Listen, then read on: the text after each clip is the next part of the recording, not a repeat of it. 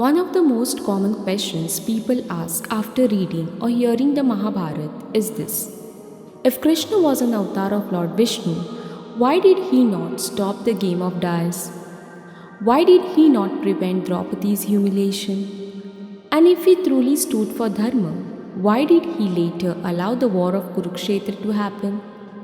For many people, this becomes a criticism of Lord Krishna. The logic appears simple. If someone has the power to stop suffering and chooses not to intervene, then surely that person must answer difficult questions. At first glance, the argument seems reasonable. Yet the Mahabharata presents a far more complex picture than many people realize. Because when we look carefully at the events surrounding the dice game, another question begins to emerge. A question that very few people stop to ask. And once that question is asked, the entire episode looks very different. To understand why, we must begin before the dice game itself. The dice game did not begin when Yudhishthira entered the assembly hall. It began much earlier. In fact, it began in the mind of Duryodhana. To understand this, we must return to the period following the Rajasuya Yajna. The Rajasuya was one of the greatest achievements of Yudhishthira's life. Kings from across the land attended. The influence of the Pandavas had expanded enormously. Their kingdom prospered, their reputation grew, their power was recognized throughout Bharat. For many rulers, this success was inspiring. For Duryodhana, it was unbearable. The Mahabharata repeatedly shows that envy had become one of the defining forces in Duryodhana's life. And envy is a strange emotion. Unlike hunger, it cannot be satisfied by gaining more. Unlike poverty, it does not disappear when wealth arrives. A person can possess enormous advantages and still remain miserable if his happiness depends on comparing himself to others. Duryodhana was not poor, he was not powerless, he was not oppressed, he was a prince of Kuru dynasty. He enjoyed luxury, influence, and authority. Yet none of it brought him peace because his attention remained fixed upon what the Pandavas possessed. This is one of the first psychological lessons hidden within the story. The Mahabharata teaches that jealousy has the power to make abundance feel like deprivation. The problem was never that Duryodhana lacked enough. The problem was that someone else had more. And as long as that remained true, he could not rest. When Duryodhana returned from Indraprastha, his mind was consumed by resentment. Instead of asking how he could improve himself, he began searching for ways to bring others down. This is often how envy operates. It does not seek growth, it seeks destruction. It does not ask, how can I rise? It asks, how can I make someone else fall? It was at this point that Duryodhana turned to Shakuni. Among all the characters in the Mahabharata, Shakuni stands out because he understood human weaknesses extremely well. He knew that direct confrontation with the Pandavas would be difficult. He knew their military strength, he knew their popularity, he knew their capabilities. But he also understood something else. Every human being possesses vulnerabilities. And if those vulnerabilities can be exploited, even strong people can be brought down. Shakuni recognized a weakness in Yudhishthira. The king's weakness was not greed. It was not cruelty. It was not arrogance. Rather, it was a combination of two traits. First, Yudhishthira had a known weakness for the game of dice. Second, he was deeply committed to social and royal obligations. This combination made him vulnerable. The Mahabharata does not hide this fact. Sometimes people try to protect Yudhishthira from criticism by portraying him as completely flawless. The epic itself does not do that. One reason the Mahabharata remains so powerful is because even its greatest heroes are human. They possess virtues, but they also possess weaknesses, and sometimes those weaknesses lead to painful consequences. When the invitation to gamble arrived, Yudhishthira immediately recognized the danger. This detail is often overlooked. He was not deceived about the nature of gambling. He openly acknowledged that gambling frequently leads to disaster. He knew the risks, he understood the consequences, yet he still accepted the invitation. Why? Because multiple forces were pulling him in different directions. As a Kshatriya, refusing a royal summons was not simple.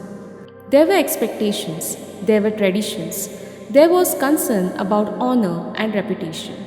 And there was also his own weakness for the game itself. This created an internal conflict. One part of him recognized the danger, another part convinced him to proceed anyway. And this reveals another timeless truth. Many of life's greatest mistakes do not occur because people lack knowledge.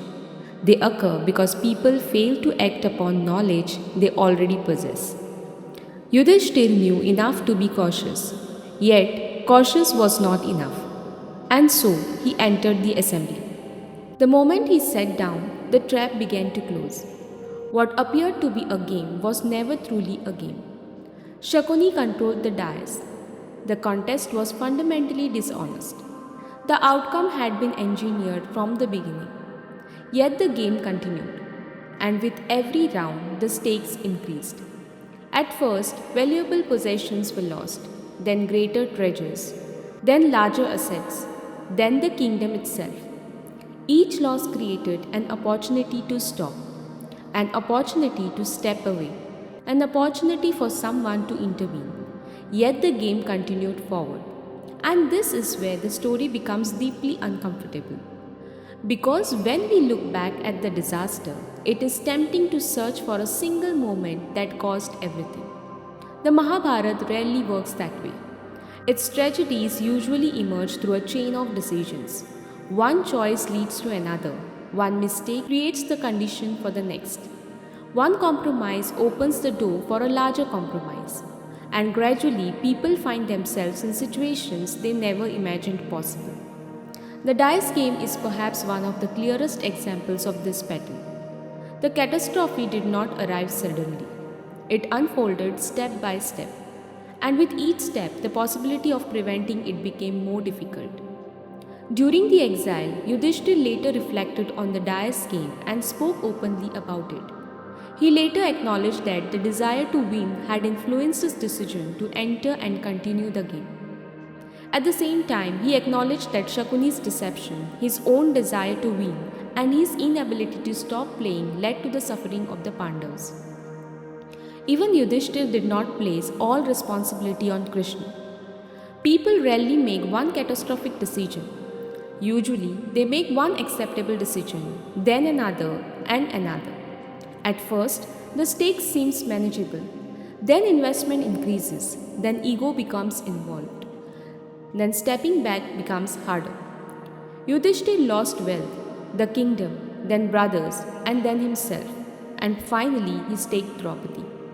People often ask how a wise man could reach that point. But that is exactly the warning of the Mahabharata. Human judgment does not collapse all at once. It erodes gradually. Yet another question remains. The assembly was not empty. Bhishma, Dronacharya, Kripacharya, Vidur, and Dhritarashtra were all present there. Great warriors and respected elders sat in that court. Yet injustice unfolded. Why? The Mahabharata gives different reasons. Dhritarashtra was deeply attached to Duryodhana and often desired outcomes that benefited his own sons at the expense of the Pandavas. At the same time, he knew things were wrong but feared confronting his son. Bhishma struggled between loyalty to the throne and moral duty. Dronacharya depended on the royal support and remained restrained. Many people expected someone else to act. This is a deeply human pattern. Responsibility becomes weaker when many people are present. Everyone assumes someone more powerful will intervene. And because everyone waits, nobody acts. The Mahabharata does not present this as strength, it presents it as failure. Vidur spoke, and he warned repeatedly, but warnings alone were not enough. Before asking where Krishna was, perhaps we should ask where these men were. When Draupadi was dragged into the court, she did something extraordinary. She did not immediately plead for mercy. She questioned the legitimacy of the act. She asked, if Yudhishthira had already lost himself, did he still have the right to stake me?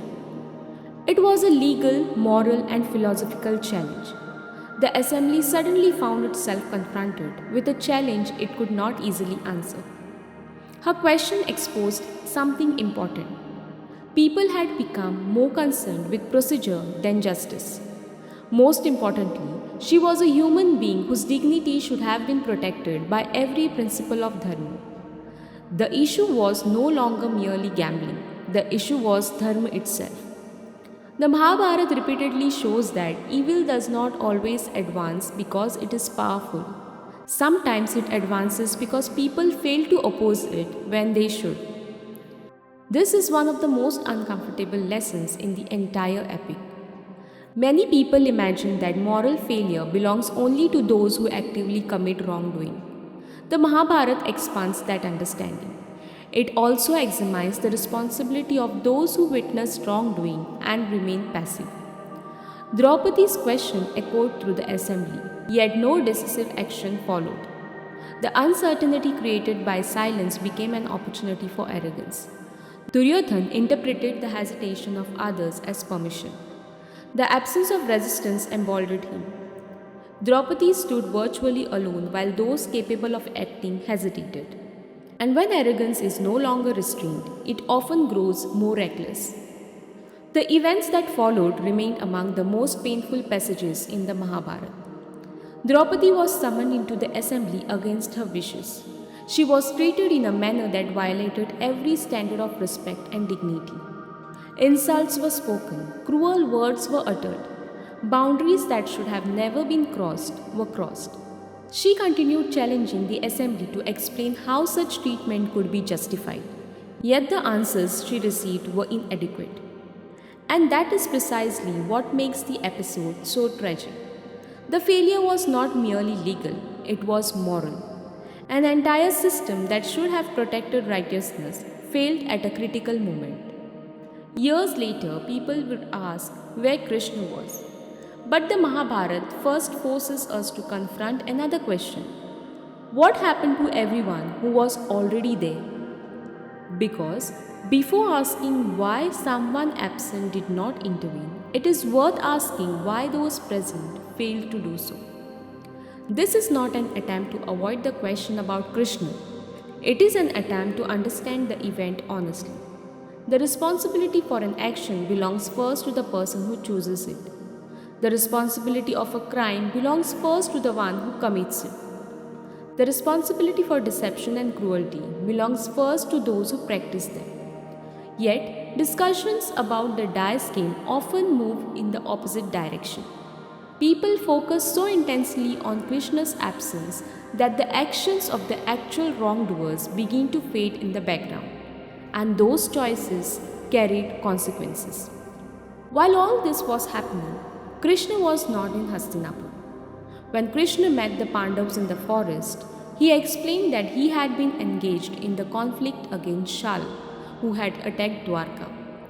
Krishna explicitly indicated that if he had been present there, he would have attempted to stop it. He would have spoken to the elders and tried to prevent the disaster. Yet, even after hearing this, many people continue to ask the same question. If Krishna is divine, why should physical absence matter at all? Could he not have stopped everything from afar? The question sounds reasonable because throughout the Mahabharata, Krishna does not generally erase human agency.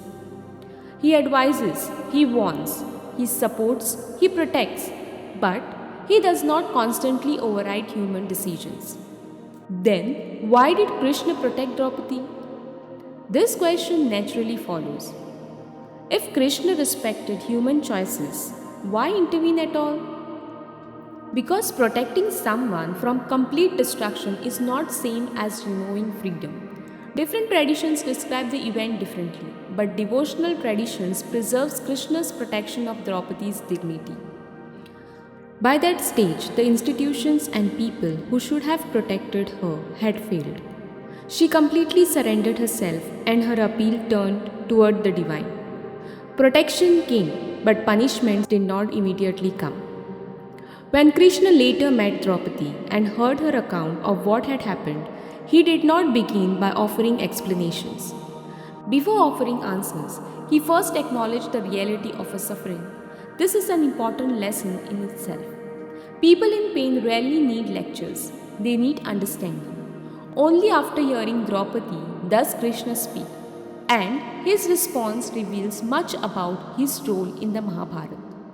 He assures her that what happened was wrong. He assures her that the guilty will not escape the consequences of their actions. He assures her that justice will come. Notice that Krishna does not promise. He does not promise that wrongdoing will never occur. He does not promise that human beings will lose the ability to make destructive choices. He does not promise a world in which freedom exists without risk. Instead, he promises that adharma will ultimately face consequences. This distinction is crucial. Many people expect divine power to function like an immediate correction mechanism. Whenever someone thinks an evil thought, it should disappear. Whenever someone plans a harmful act, it should be prevented. Whenever someone suffers, the suffering should instantly end. But the expectation raises a difficult question. What happens to free will? The Mahabharata consistently portrays human beings as responsible for their choices. If every harmful decision were prevented before it could occur, then the freedom to choose would largely vanish. The same freedom that allows generosity also allows greed. The same freedom that allows truthfulness also allows deception. The same freedom that allows devotion also allows arrogance. Human beings often want a world where only good choices remain possible. Yet such a world would no longer contain genuine moral freedom. This does not mean that Krishna is indifferent. The entire Mahabharata proves the opposite. Again and again, Krishna guides, advises, warns, protects, and intervenes. But his interventions do not eliminate human responsibility. Instead, they operate alongside it. This is why the dire scheme cannot be understood solely as a question about divine action. It must also be understood as a story about human choices. Every major figure in the episode faced decisions. Some chose wisely, others chose poorly, and history unfolded through those decisions. People often expect morality to function like instant justice: wrong action, immediate punishment; good action, immediate reward. But the Mahabharata repeatedly rejects that model. The consequences of actions often unfold over time. The dire scheme destroyed trust, that led to exile. Exile led to failed reconciliation. Failed reconciliation led to war. War led to destruction. The punishment was not absent. It unfolded through the chain of events created by choices. Duryodhana eventually lost everything he tried to protect, but not instantly. When people discuss the dire scheme today, they often speak as though the entire event can be reduced to a single question: why did Krishna not stop it? But the Mahabharata presents a much larger picture. The epic does not focus on one decision, it focuses on a chain of decisions. The disaster that unfolded in Hastinapur was not created in a single afternoon. It was built gradually through years of jealousy, resentment, pride, fear, attachment, and poor judgment. The dire game was the moment when all these forces finally collided. The Mahabharata is not merely showing us what happened, it is showing us how disasters are created. Most catastrophes do not begin with a dramatic event. They begin with small choices that are ignored, weaknesses that are left unchecked, and warnings that are dismissed. Over time, these things accumulate until they produce consequences that seem sudden, even though they have been developing for years. By the time the assembly gathered, the real battle had already been taking place inside people's minds. The dice game revealed the true intentions, vulnerabilities, and mindsets of those who were present. The Mahabharata shows that the disaster occurred because many people abandoned dharma at the same time. And the consequences did not end in that assembly hall. The exile, the failed attempts at reconciliation, and ultimately the war of Kurukshetra all emerge from the same chain of choices. When Krishna is blamed for not stopping the dire scheme, the epic invites us to look deeper. The real question is not why Krishna allowed people to make choices. The real question is why so many people, knowing what was right, failed to act when it mattered most. And perhaps this is one of the reasons the Mahabharata continues to be studied even today. Its purpose is not merely to tell us what happened in the past, it is to help us understand human nature and learn from the choices of those who came before us. The epic teaches us to recognize the dangers of jealousy, attachment, pride, poor judgment, and moral silence before they grow into something far more destructive. History serves its highest purpose when it helps us to avoid repeating the mistakes that create suffering and disaster. The Mahabharata does not portray the dire scheme as a failure of Krishna, it portrays it as a failure of the human beings who are present and responsible. If you found this exploration meaningful, please consider liking this video and subscribing to Vibes of Divinity. What lesson from this episode of the Mahabharata stood out to you the most? Share your thoughts in the comments below. Until next time, inspire and stay inspired. Thank you for watching.